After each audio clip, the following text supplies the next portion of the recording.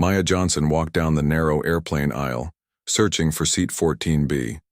She held her carry-on bag close to her chest. Inside the bag was something very special, a machine she had built during science camp in Colorado. The machine looked like a small metal box with wires and lights. Maya had worked on it for 3 weeks straight. The 17-year-old girl found her seat and sat down. She was tired but excited. The science camp had been amazing. She had learned about space communication and how to build devices that could detect signals from far away. Her teacher, Dr. Lisa Hamilton, said Maya was one of the smartest students she had ever seen. Maya pulled out her device and placed it on her lap. She wanted to test it one more time before the plane took off. The small screen showed numbers and patterns. Maya smiled. Everything looked normal. "What is that thing?" a sharp voice asked. Maya looked up. A flight attendant stood in the aisle, staring at her device. The woman wore a blue uniform and had blonde hair pulled back tight. Her name tag said Karen Mitchell. "It's a science project," Maya said politely. "I made it at science camp." Karen's eyes narrowed. "It looks like some kind of electronic device. You can't have that out during takeoff." "I know," Maya said. "I was just checking it quickly. I'll put it away when we're ready to leave." Karen stepped closer. Her voice got louder. "I said, put it away now. We don't allow suspicious devices on this plane." Other passengers started looking their way. Maya felt her face get hot. She didn't understand why the flight attendant was being so mean. "It's not suspicious," Maya said quietly. "It's just a school project. Look, I have my camp certificate right here." She reached for her folder. "Don't reach for anything else," Karen snapped. "I don't know what you're trying to pull here, but I'm not buying it." An older woman in the seat across the aisle leaned forward. "Excuse me, but the girl is just trying to show you her paperwork." Karen turned to the woman. "Please stay out of this, ma'am. I'm handling a security situation." "Security situation?" Maya repeated. She couldn't believe what was happening. "This is a quantum communication array I built to detect space signals. My teacher can explain everything." "Quantum what?" Karen laughed, but it wasn't a nice laugh. "Right. A 17-year-old girl built some kind of space machine. Do you think I'm stupid?" Maya's hands shook a little. She had never been treated like this before. At science camp, everyone respected her work. Her teachers always said she was brilliant. But now this woman was treating her like she was lying. "I have documentation," Maya said. "Dr. Hamilton gave me papers that explain what this is." "I don't care what fake papers you have," Karen said. Her voice was getting even louder now. "You teenagers think you can bring anything on a plane these days. Well, not on my flight." More passengers were watching now. Some were holding up their phones, recording what was happening. Maya noticed a man in a business suit shaking his head. A woman with 2 young children looked angry at the flight attendant. "This is ridiculous," said a young father sitting behind Maya. "She's obviously a smart kid with a school project." Karen spun around. "Sir, I need you to mind your own business. This girl is being uncooperative and potentially dangerous." "Dangerous?" Maya stood up. "How am I dangerous? I'm trying to go home after science camp." "Sit down," Karen ordered, "and put that device away immediately or I'll have you removed from this plane." Maya's heart was beating fast. She looked at her device again. Something strange was happening on the screen. The numbers were changing in ways she had never seen before. The patterns looked different, very different. Her device was picking up signals, but that was impossible. They were still on the ground, at Denver Airport. Her machine was designed to work in space, not at ground level. Yet the readings were clear. Something was out there, sending signals that her device could detect. "I said put it away," Karen demanded. Maya stared at the screen. The signals were getting stronger. The patterns reminded her of something she had studied in her advanced physics class. They looked like the theoretical signatures that alien spacecraft might produce. That was crazy, Maya thought. Aliens didn't exist. Or did they? "Last warning," Karen said. She pulled out her radio. "Security to Gate 23. I have an uncooperative passenger with suspicious electronics." Maya felt panic rising in her chest, but she also felt something else. The signals on her device were definitely real. Whatever was out there was getting closer. The readings showed massive energy signatures moving through space toward Earth. She had to tell someone. But who would believe her? Especially now with this flight attendant calling her dangerous and suspicious. Maya looked around the plane. Passengers were still recording everything. Some looked angry at how Karen was treating her. Others just looked confused. But none of them would understand what her device was showing. Maya made a decision. She pulled out her phone with shaking hands. She had Dr. Hamilton's number. Her teacher had said to call if she ever needed help with anything. Well, Maya needed help now. Not just with the mean flight attendant, but with something much bigger. Something that might change everything. Maya's fingers moved quickly across her phone screen. She found Dr. Hamilton's number and pressed call. The phone rang once, twice. Maya watched as 2 security guards walked down the airplane aisle toward her. Maya? Dr. Hamilton's voice came, through the phone. Is everything okay? You should be on your flight home by now. Dr. Hamilton, I need help. Maya whispered into the phone. The flight attendant is calling me dangerous and security is coming, but that's not the worst part. Slow down, Dr. Hamilton said. What's happening?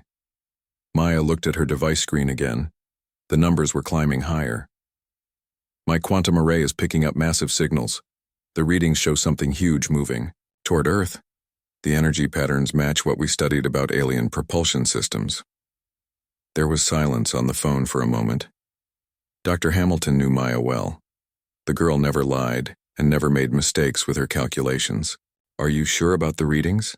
Dr. Hamilton asked. Completely sure, Maya said.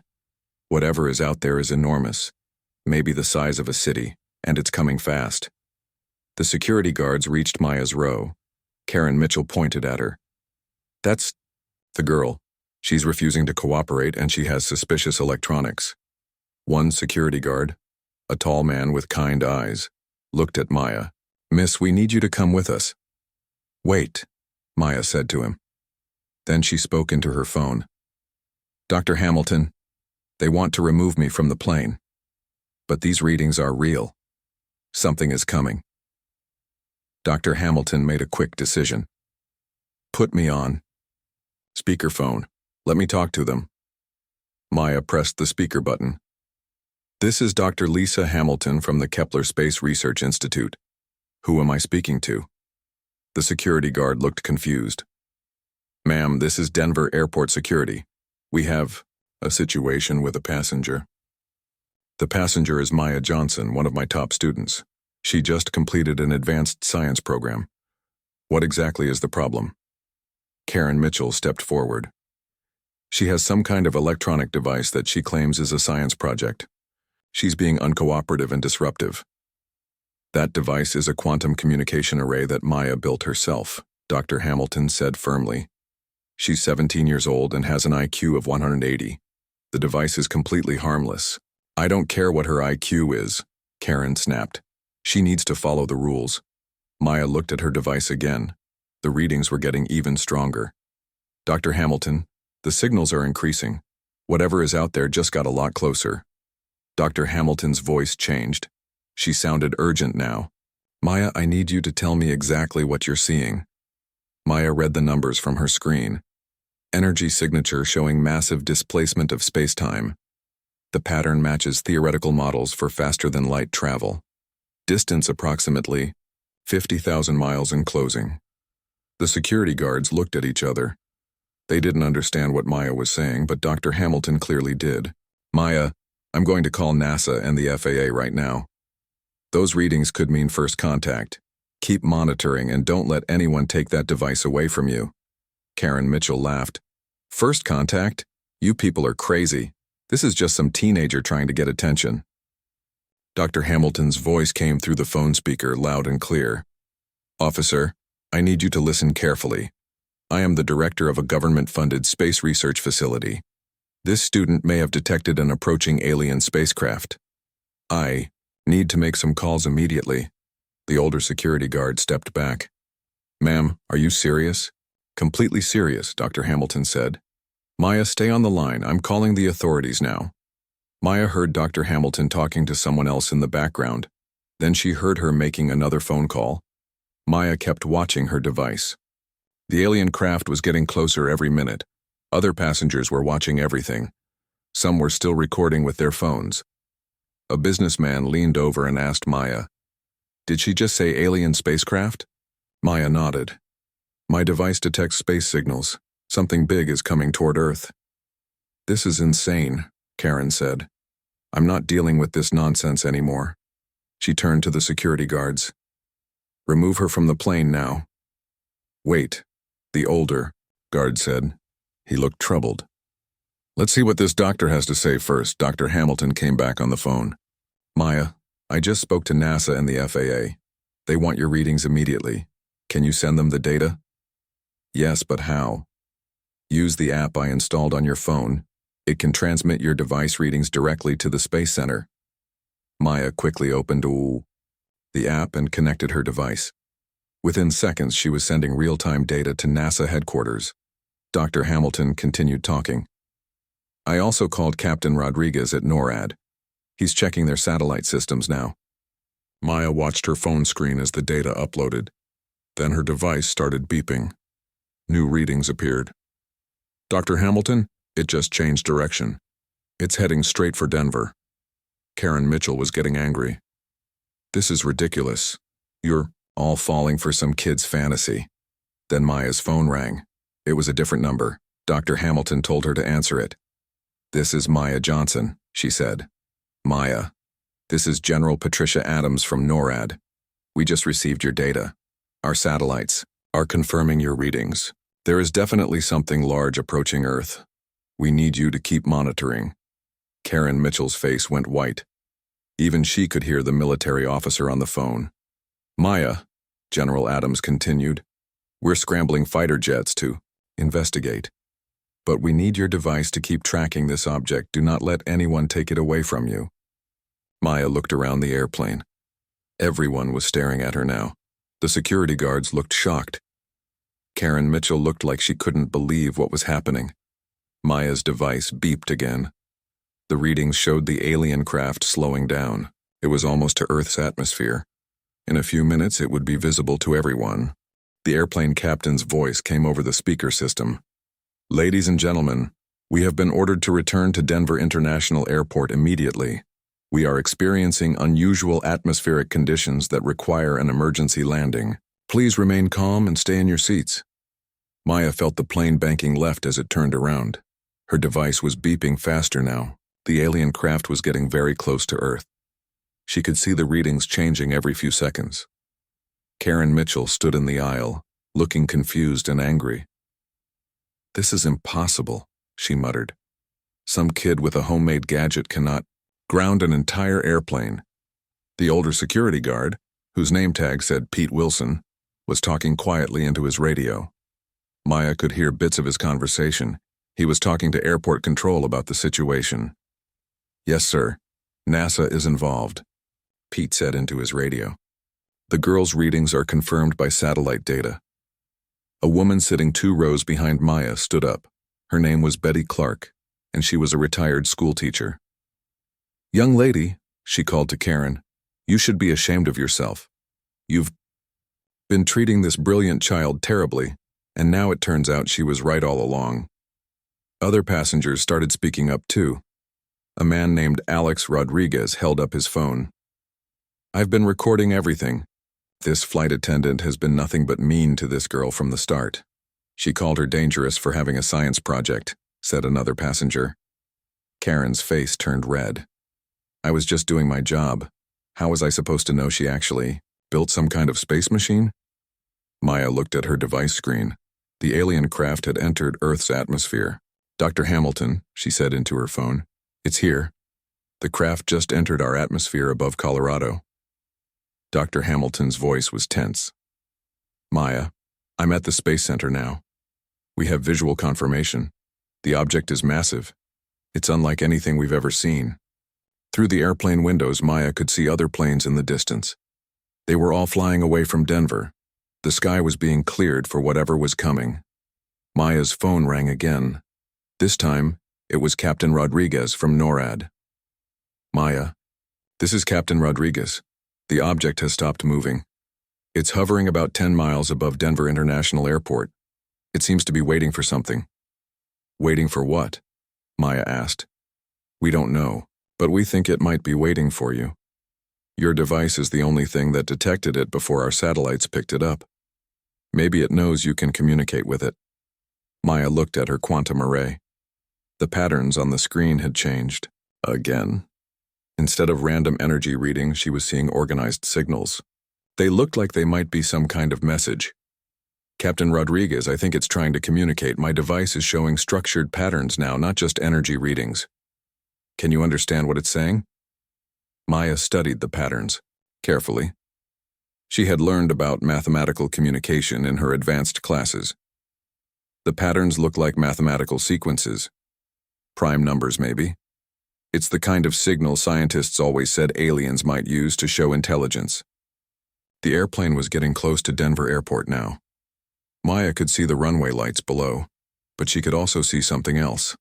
Military vehicles were everywhere.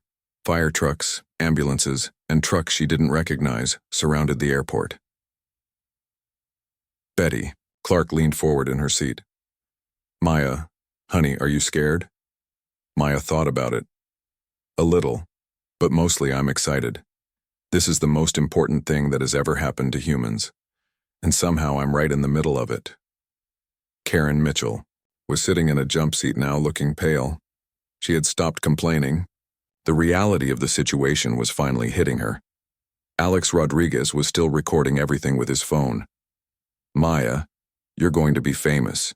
You're the first human to detect an alien spacecraft. I just built a machine to listen for space signals, Maya said. I never thought I would actually find any. The captain's voice came over the speaker again. We are beginning our descent into Denver. You may notice unusual activity on the ground. Please remain calm and follow all instructions from the crew. Maya looked out the window and gasped. Above the airport, she could see it. The alien spacecraft was visible now, a huge silver shape hovering in the sky. It looked like nothing she had ever seen before. It was smooth and curved, almost like it was made of liquid metal. Do you see it? She whispered into her phone. We all see it, Dr. Hamilton replied. Maya, you're about to make history. When you land, there will be a lot of people who want to talk to you. Scientists, military officers, maybe even the president. Maya's device beeped again. The mathematical patterns were getting more complex. She was starting to recognize some of them from her studies. Dr. Hamilton, I think I can understand part of their message. They're using universal mathematical constants, the kind of numbers that any intelligent species would know. What are they saying? Maya studied the screen carefully. I think they're asking if we're intelligent. They're sending us math problems to see if we can solve them. Pete Wilson, the security guard, was listening to everything. Can you solve them? Maya smiled for the first time since the flight began. Yes, I think I can. She started pressing buttons on her device, sending mathematical responses back to the alien craft. Prime numbers, geometric sequences, the value of pi, all the basic mathematical concepts that proved human intelligence. The airplane touched down on the runway. Through the windows, Maya could see hundreds of people waiting. Scientists, military personnel, news reporters with cameras. Everyone wanted to know about the girl who had made first contact with aliens. Karen Mitchell stood up as the plane stopped. She looked at Maya with a very different expression than before. I owe you an apology, she said quietly. Maya looked up at her. It's okay. You didn't know. No, it's not okay, Karen said. I treated you badly because of who you are, not because of what you did. That was wrong. The airplane door opened. Maya could hear voices outside, people calling her name. She picked up her device and stood up. Her hands were shaking, but not from fear. She was about to step into a world that had changed forever. Maya stepped off the airplane and into a world of chaos. Bright lights from news cameras flashed everywhere. Military officers in uniform stood next to scientists in white coats. Everyone was looking at her. Dr. Hamilton pushed through the crowd and reached Maya first. She was a tall woman with gray hair and kind eyes. Maya, are you all right? I'm fine, Maya said, holding her device close. But the signals are getting stronger. They're sending more complex messages now. A man in a military uniform approached them. Maya, I'm General Adams. We spoke on the phone. We need to get you to our command center right away. Maya looked up at the sky. The alien spacecraft was even more impressive in person. It was huge, at least a mile long, and it seemed to shimmer in the sunlight. It made no sound at all as it hovered above the airport. Wait, Maya said. Let me try something first. She looked at her device screen. The aliens were sending her a new mathematical sequence. This one was different. It wasn't just showing intelligence. It looked like they were trying to ask a question. Maya studied the numbers carefully. Then she understood. They're asking about our planet. They want to know if we're peaceful or violent. General Adams frowned. What should we tell them? Maya thought about this. She remembered how Karen Mitchell had treated her on the airplane. But she also remembered how other passengers had defended her. She thought about Dr. Hamilton, who had always encouraged her dreams. She thought about her science camp teachers who had helped her build her device. I'm going to tell them the truth, Maya said. We have good people and bad people, but most of us want to learn and grow. Maya began typing numbers into her device. She sent mathematical formulas that represented peace, cooperation, and learning. She used equations that showed how things could work together instead of fighting. The response came back immediately. The alien craft began to glow with a soft blue light. Then something incredible happened. The ship started to become visible, in a new way. Parts of it that had been hidden before could now be seen clearly. It's uncloaking, whispered Dr. Hamilton. They're showing themselves to us. Maya's device started receiving a flood of new information.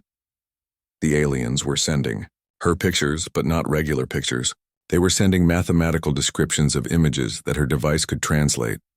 I can see their world, Maya said in amazement. They're showing me their planet. It's beautiful. They have crystal cities and floating gardens. More military. Vehicles arrived at the airport. Maya could see fighter jets flying in formation high above, but they kept their distance from the alien ship.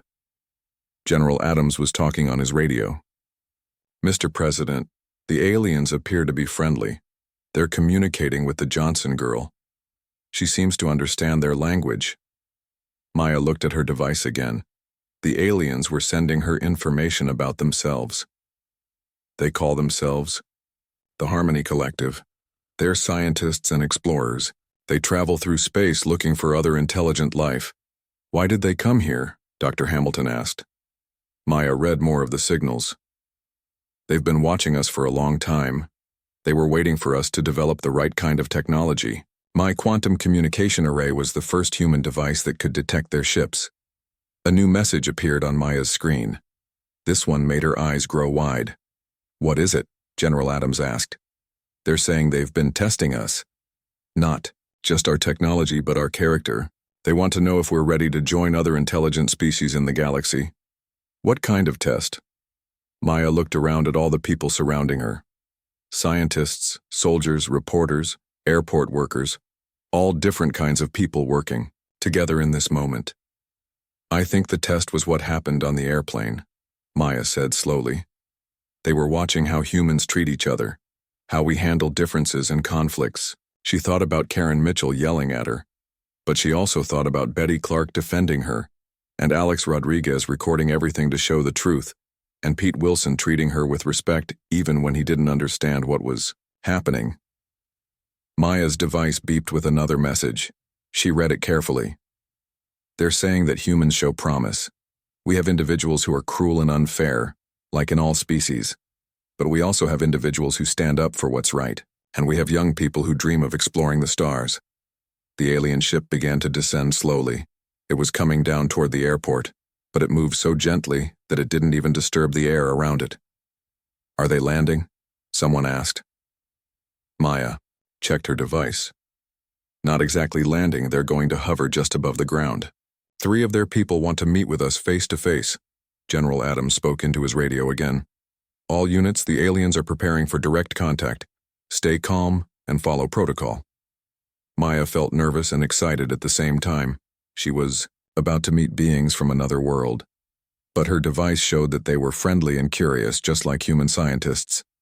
"Maya," Dr. Hamilton said, "you're going to be the first human to shake hands with an alien."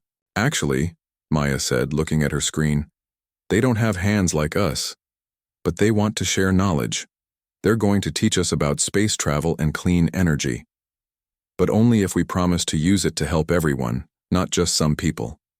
The alien ship settled to a hover about 10 feet above the ground. A section of the ship became transparent, and Maya could see 3 tall, graceful figures inside. They looked somewhat like humans, but with longer limbs and larger eyes. They wore robes that seemed to be made of light itself. "They're beautiful," Maya whispered. One of the beings raised what might have been a hand in greeting. Maya raised her hand back. At that moment, she knew that everything had changed. Humans were no longer alone in the universe. And somehow, a 17-year-old girl with a homemade device had brought 2 worlds together. 3 months later, Maya stood in front of the United Nations building in New York City. She was no longer just a teenager from Colorado. She was now Earth's first official ambassador to the Harmony Collective. The alien beings had spent weeks at Denver Airport, sharing knowledge with human scientists. They taught humans how to build clean energy machines that could power entire cities without pollution. They showed doctors how to cure diseases that had troubled humanity for centuries. Most importantly, they shared the secrets of space travel. But they had made one thing very clear. All of this knowledge came with conditions. Humans had to prove they would use it to help everyone, not just the wealthy or powerful. They had to show they could work together as one species. Maya walked into the UN building carrying a new version of her quantum communication device. This one was built with both human and alien technology. It allowed her to talk directly with the Harmony Collective ships that were now orbiting Earth. Inside the meeting room, representatives from every country on Earth were waiting. Maya had spoken to this group many times before, but today was special. Today, the Harmony Collective would make their final decision about whether humans were ready to join the galactic community. "Good morning, everyone," Maya said as she took her place at the front of the room. "I have news from our friends in space." She activated her device. The familiar patterns appeared on the screen, but now Maya could read them as easily as English. She had spent months learning the mathematical language of the aliens. "The Harmony Collective has been watching our progress for the past 3 months," Maya said. "They've seen how we've used their gifts of knowledge." The room was completely quiet. Everyone knew how important this moment was. Maya continued reading from her device. "They are pleased that we used their clean energy technology to bring electricity to poor communities around the world. They are happy that we used their medical knowledge to help sick children in Africa and Asia. And they are impressed that we started working together instead of fighting over these new technologies." A woman from the European Union raised her hand. "What about the negative things? Surely they've seen those too?" Maya nodded. "Yes, they have. They know that some people tried to use the new technologies for weapons. They know that some governments tried to keep the knowledge secret, but they also saw that most humans rejected these selfish actions." Maya thought about what had happened to Karen Mitchell. The flight attendant had lost her job immediately after the incident, but instead of disappearing in shame, Karen had done something surprising. She had started working with civil rights groups, teaching other people about the dangers of prejudice and discrimination. The Harmony Collective judges species not by their worst members, but by how they respond to their worst members, Maya explained. They want to see if good people will stand up to bad people, and humans have passed that test. Maya's device buzzed with a new message. She read it and smiled. "They're ready to make their announcement," she said. The screen behind Maya lit up with an image transmitted directly from the alien ship. The tall, graceful figure of the Harmony Collective's leader appeared. When it spoke, Maya's device translated the words into every language on Earth simultaneously. "People of Earth," the alien leader said, "we welcome you into the community of worlds. You have shown that your species possesses the wisdom to use great knowledge responsibly. You have shown that you can overcome fear and hatred with understanding and cooperation. Cheers erupted throughout the room. Representatives from different countries hugged each other. Maya felt tears running down her face. But the alien leader wasn't finished. However, your membership in our community comes with responsibilities. You must continue to prove that you deserve the trust we are placing in you. You must use our shared knowledge to help all beings, not just yourselves. Maya nodded. She understood. The aliens weren't just giving humans a gift. They were giving them a chance to become something better. We will begin by teaching you to build your own starships, the alien continued. Small groups of humans will be invited to visit our worlds and learn from our scientists. In time, Earth will become a center of learning and exploration in this part of the galaxy. The meeting continued for hours, with the aliens answering questions about trade, technology, and travel between worlds. But Maya's mind kept going back to that day on the airplane. If Karen Mitchell hadn't yelled at her, Maya might never have called Dr. Hamilton. If Dr. Hamilton hadn't believed her, no one would have taken the alien signals seriously. If the other passengers hadn't defended her, the aliens might have decided that humans weren't ready for contact. In a strange way, all of it had been necessary. Even the bad parts had helped lead to this amazing moment. After the meeting, Maya walked outside the UN building. Dr. Hamilton was waiting for her, along with Betty Clark, the retired teacher who had defended Maya on the airplane. Alex Rodriguez was there too, the father who had recorded everything on his phone. Even Pete Wilson, the airport security guard, had come to New York for this historic day. So what happens now? Dr. Hamilton asked. Maya looked up at the sky. She could see one of the alien ships passing overhead, no longer hiding itself from human eyes. Now we learn, Maya said. We explore. We become the kind of species that deserves to travel among the stars. Betty Clark put her arm around Maya's shoulders. I'm proud of you, honey. You've given all of humanity a chance to be better. Maya smiled. I just built a machine to listen for signals from space. I never imagined it would change everything. That's the thing about science. Dr. Hamilton said. You never know where curiosity will lead you. As they walked away from the UN building, Maya's device chimed with a personal message from the aliens. It was an invitation for her to visit their home world and study at their greatest university. Maya Johnson, the teenager who had been yelled at for carrying a science project, was about to become the first human to attend an alien university. And it all started because she had the courage to make one phone call when everyone else thought she was just causing trouble. The stars were calling, and humanity was finally ready to answer.